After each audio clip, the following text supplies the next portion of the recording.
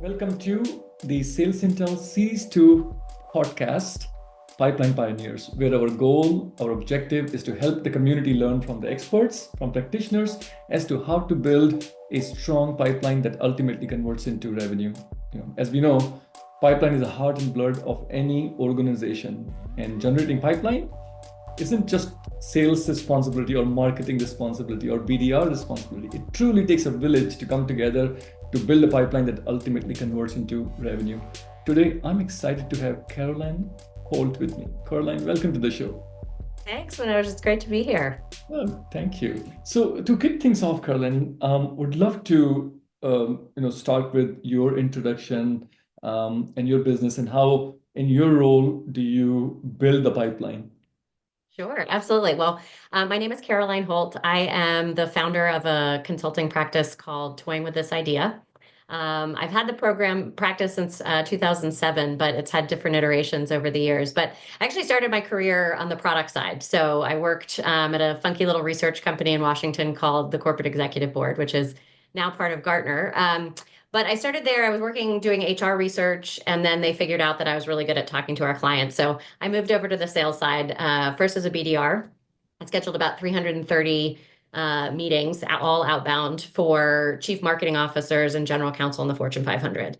And then I came into outside sales. And so I started building my own pipeline, again, working with kind of a BDR and then a couple of BDRs to develop about $8 million in revenue over the years that I was selling. So I've always cared a lot about pipeline. I didn't actually know because we didn't have true sales training or anything like that when I started selling. But we at CEB were laser focused on the accounts that we were going after and who we were working with within the account and what the messaging was that we needed to talk with about them. And so that really, from the very beginning of my career, I became without knowing it, because I was also kind of an accidental salesperson, I became absolutely obsessed with who the clients were that you're chasing, what it is within that account, who it is within that account you should focus on, and what your messaging needs to be based on who you're talking to, and how you really tap into them. So understanding specifically who that person is and what that person looks and feels like. And so after a number of years selling, I came off the road and I built sales training and enablement at CEB before kind of the enablement word was a buzzword. But in that role, I was supporting 40 different product areas. And so we had to be really clear on who our account executives were targeting and who they cared about and how they worked with their BDRs to be able to schedule those meetings. So I've been in the, kind of obsessed with pipeline generation for a really long time. You can be the best closer in the world, but if you don't have pipeline to close, it doesn't really matter how good you are at doing the final stretch. So that's a little bit of how I've gotten into it, and I'm delighted to be here to talk a little bit more about it today. Thank you. This is great. So just let's dive into the very topic that you are so passionate about, figuring out who are you selling to. So in the today's parlance in sales and marketing, we call it ICP, your ideal customer profile, and then a buying center, right? Who's the right type of company, and within that company, who's your buyer? How do you back when you were practicing and now you are consulting for so many companies? How do you advise them on figuring out the right ICP or refining if the company is 30, 40, $50 million, they already have defined ICP, but do you constantly refine that? Do you use any tools, any data? What's the process that you use? Well, certainly you have some amazing tools for that, so that's great. I think that the ICP definition, I find a lot of clients, and I'll be honest, my world from a consulting perspective is around go-to-market assessment and effectiveness. So really looking at what creates or reduces friction in the sales process for salespeople. I am not an ICP. There are consultants who really specialize in that area. But when I work with clients on who their ICP is and who the personas are, it's usually through the lens of what do your salespeople need to know in order to be effective. So when I ask clients, what their ICP is, often what I get back is a very generic version of, we work with anyone who has larger than this revenue size, larger than this number of employees in these 25 verticals or these 25 industries. And that's kind of like pulling out a phone book or using any sort of provider like SalesIntel to figure out, okay, well, here's my entire market that I could go after. But that doesn't really help a salesperson understand who they're targeting to accelerate their pipeline generation. So what I try and work with clients on a little bit more, both when I was in-house and out of house, is let's first take a look at who is buying from you and renewing from you, because who you want to target is often different from who actually purchases from you and stays a customer of yours. And so for clients, if they haven't figured that piece of it out, that's the first place to go. And you'd be surprised sometimes some larger companies really haven't looked at it from that perspective. They keep looking at the where they want to go and not necessarily where they're already quite successful. So that's the first piece. The second is, who are the titles that, as you say, are kind of in the buying center for the value of what we can provide, and then who else needs to actually influence that decision. So you might have somebody who, within a business, you might have 3 or 4 different buying centers, and you can multi-thread that deal and have, be reaching out to multiple parts of the business at the same time to try and engage them in a conversation about what they're working on, how that could work. You could also have multiple parts of a business that is working with your client directly, right? And so making sure that your salespeople understand who those folks are, what they care about, what pain points they have, and then being able to tie that back to what you do is super critical. Once you understand that as a salesperson, then you can start to prioritize, who am I going after? What am I saying? What's the progress that I'm making? And you need a tool to understand, okay, who is the actual individual within a business that I need to talk to? When I was a BDR, I could dial in and say, hey, who's the person who's responsible for this? There's nobody answering those phone calls anymore. And if they are, they're expecting that you probably already know that, right? And so there's a lot of resources that would be really helpful in making sure that that salesperson, once they know who to target, how to think about reaching out to them and who that specific individual is that they want to work with. That's great, because once you know your ideal customer profile, I love your idea of not only ICP and buying center, but what message are you going to deliver to them, right? So there's a trifecta to really generate the pipeline that has the highest chance of converting. Great. Right. Let's talk about AI. And how do you see AI impacting, BDR role or in general go-to-market, landscape? So I would say, first of all, if anyone listening is not already using a ChatGPT and Anthropic, somebody at least once a week, you're missing out because there's so much efficiency that can be gained. I think that there is very much the need for a human to continue to be involved in any sort of use of AI as part of a sales process. But I can give you some examples of how I teach other folks to use AI or how I myself do. So for one thing is, from just a research perspective on a client, right? So if you're talking about ICP and buyer persona, even understanding that, plugging into ChatGPT is kind of my on staff intern, so to speak. So I will say, okay, I'm talking with SalesIntel. Tell me a little bit about what insight should I gather about them before having that conversation? Or I'm starting to get into. I've got a client who works in business to commercial in large landscape. And so they might be talking to a golf course, right? And they want to know, okay, if I'm meeting with a golf course, what are some of the golf course superintendent? What are some of their most critical challenges that they care about? What is the seasonality of their business that's going to be important? How much, what are the 2 or 3 pain points that I should talk about? What are some of the questions I should anticipate? So you can feed your own product information, certainly publicly available, not proprietary, but you can feed your own product information in there and say, okay, so of these things, what are some of the things that they're going to have some questions about, or what might be interesting to them? So I love it for that. You can't typically get pricing information on different organizations, but if it is publicly available, sometimes you can.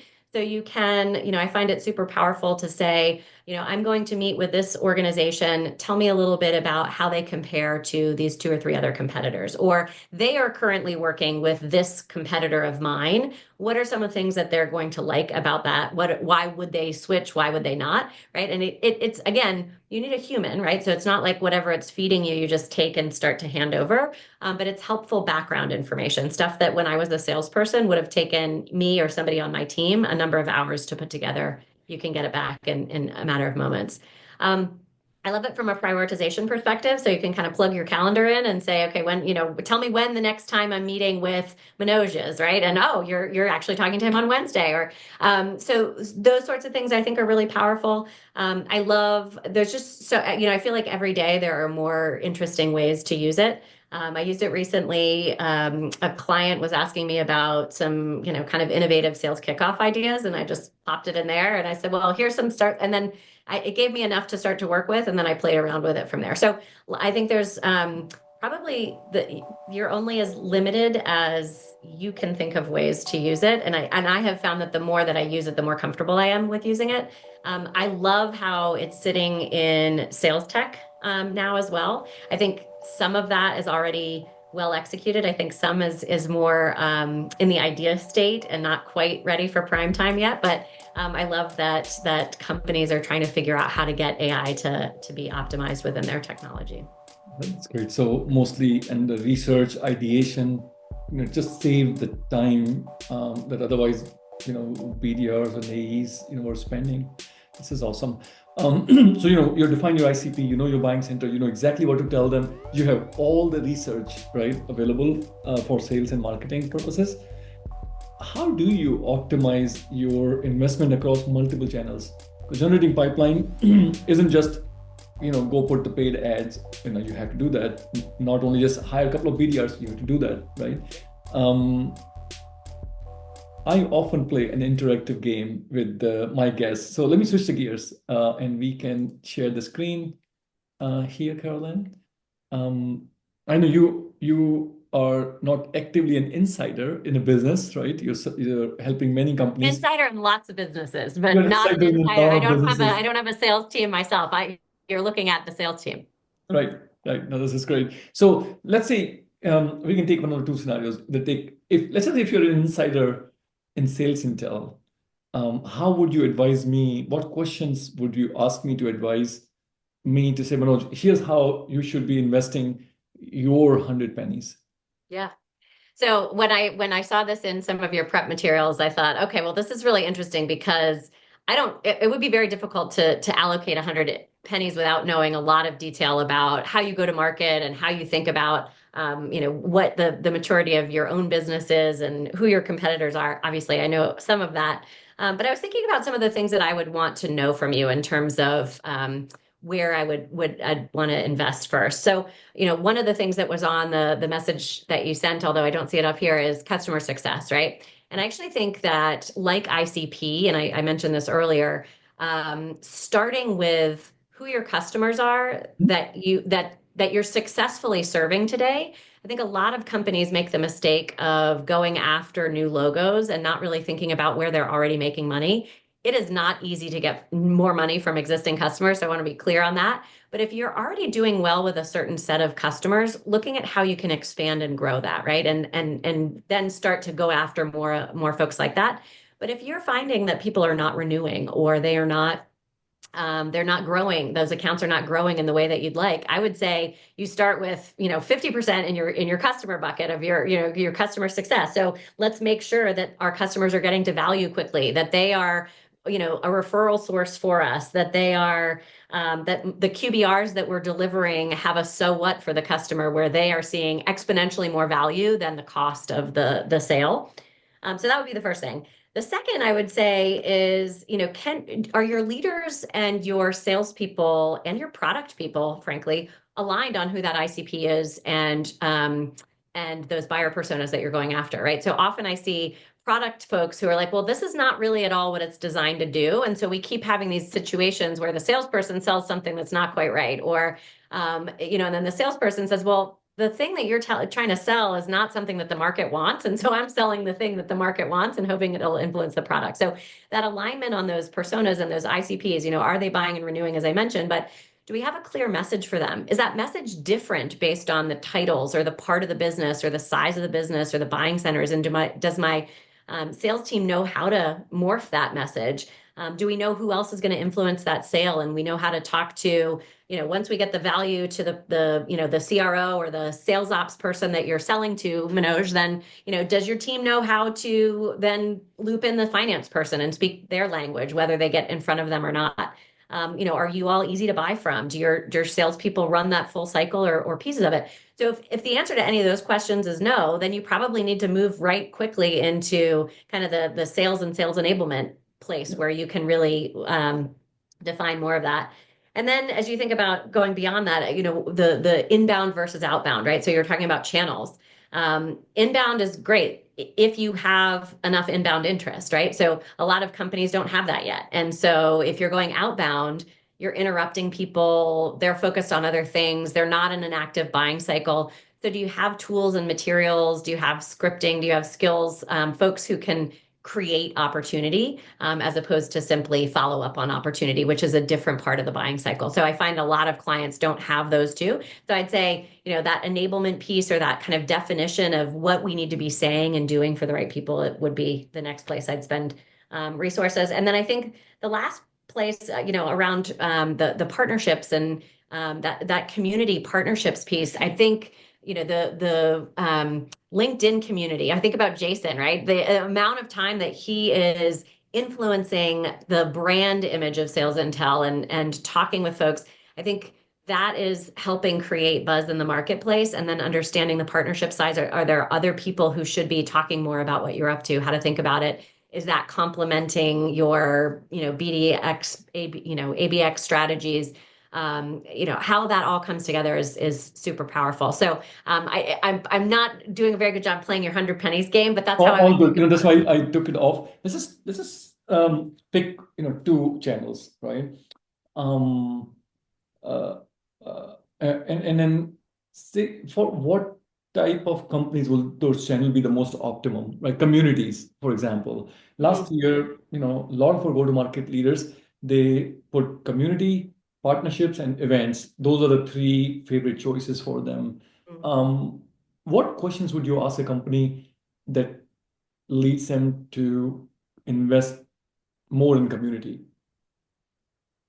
So I would say I'm not a community expert by any stretch. I think that where if you're in a space where the influence of your peers and or the influence of folks slightly more senior to you are really powerful, particularly in a place that's already commoditized, right? Where it's like, okay, I've got, people that are engaging on something that they care about actively. There's already a need in the market. And we're helping to fill that and keeping this top of mind as an additional benefit to what we offer. I think that's a place where community can be really, really powerful. I think for places where organizations are kind of breaking through barriers, disrupting, they probably need to spend more time in that. What is the cost of an action? What is it, the thing that we're solving for? How expensive is that for an organization? And then really focusing more on their evangelist play, their kind of challenger sale of pain and helping unpack that, spending more time in front of customers in a more of an event venue or some place where they can help or human to human, right? Where they can really challenge status quo. So I think a lot of this comes down to, how mature is the industry? How mature is how much is whatever a company sells an active part of their annual budget, whether or not you as the vendor are the active part of their budget. Got it. What advice would you have for a company like ours, right? We are in a space which the outsider looks very crowded, right? You Mm, have 10 different companies that are, giving the same message yeah, about pipeline generation, data, intelligence. But when you really dive deeper into it, there are only two, three companies that have the depth and the width and the quality of information of the data that is available. But to a buyer, there's a lot of noise, right? yeah, So how would you advise a company like ours to go generate a pipeline using which channels, one or two or three? that's right. So I would say that an organization like yours that is in a more commoditized space, if the buyer feels like it's commoditized, making sure that you understand, have more of those senior level conversations. Because I suspect that, maybe sometimes even a sales manager or sales ops manager is the person making the decision on which tool or tools to use and do our salespeople use it? Yes or no? Is it working well enough for us? How, what's the uptime we have? That's a very commoditized way to think about what you do, right? That's not probably at all what you're spending time thinking of. That's not what your product team is spending time thinking of. So I would think about, what are the ways that we can educate that CRO, that CEO probably, who's spending every week getting eviscerated by their board on why they haven't made more progress on these dimensions. So what are the things that you could be doing, teaching, helping them to see where, the combination of that plus okay, if we're doing that at the senior level and having more of the community where we can, have those referrals, also understand, a Zoom info or somebody else, how long is that contract, right? It would be silly for your AEs to be following up with the same people who are under contract for 3 years, right? They're probably not going to get that ripped out. So how do you think about seeding that opportunity? How do you figure out when and how to rip and replace? How do you do that powerfully? How do you make it super easy for the client? So kind of coming from understanding those BDRs or those AEs, doing the fact finding of how long are the people we care about under contract? How do we kind of keep them engaged? But how do we really influence that more senior leader who ideally is influencing that decision, but recognizing that in a more commoditized space, there's probably somebody more junior who is actually responsible for getting anything other than the signature and is probably getting beaten up about the pricing, right? This is great, Carolyn. Thank you so much for joining us and sharing your wisdom. I'm sure the community is going to get value. I for sure learned a fair bit. It's been so great to be here. It's great to see you. Thank you so much. Great. Thank you.